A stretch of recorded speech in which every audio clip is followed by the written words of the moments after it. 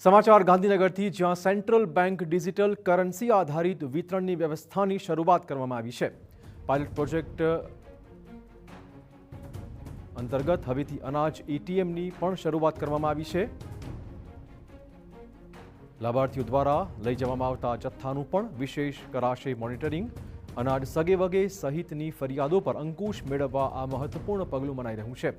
હવે જિલ્લાઓમાં અનાજના એટીએમ પણ ઉપલબ્ધ બનાવાશે। અનાજ એટીએમમાંથી 30 સેકન્ડમાં 25 કિલોગ્રામ અનાજનું વિતરણ શક્ય બનશે। પ્રથમ મશીન પાયલટ પ્રોજેક્ટ સ્વરૂપે કલોલમાં મૂકવામાં આવશે।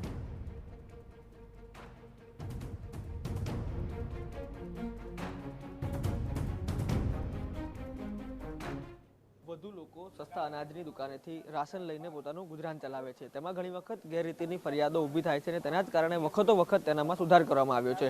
આપ દ્રશ્યમાં જોઈ રહ્યા છો જે પ્રકારે રાજ્યભરમાં અનેક પંડિત દીનદયાળ ગ્રાહક ભંડારની જે દુકાનો આવેલી છે તેમાં જે સુધારા કરવામાં આવ્યા છે તે સુધારા અંતર્ગત હવે જે એટીએમ મશીન જે પાયલોટ પ્રોજેક્ટ તરીકે વિકસાવવામાં આવ્યું છે મેડ ઇન ગુજરાત, અને તેમાંથી હવે જે અનાજ વિતરણની વ્યવસ્થા છે તે કરવામાં આવશે।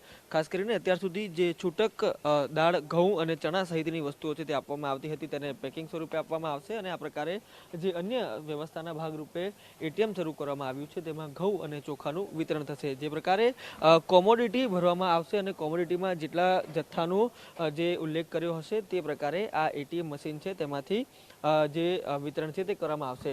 પ્રાથમિક ધોરણે કલોલમાં આ જે પ્રથમ એટીએમ મશીન છે જેને ગુજરાતમાં જ વિકસાવવામાં આવ્યું છે ત્યાં મૂકવામાં આવશે અને ત્યારબાદ તબક્કાવાર રીતે અન્ય જિલ્લાઓમાં પણ તેનું અમલીકરણ છે।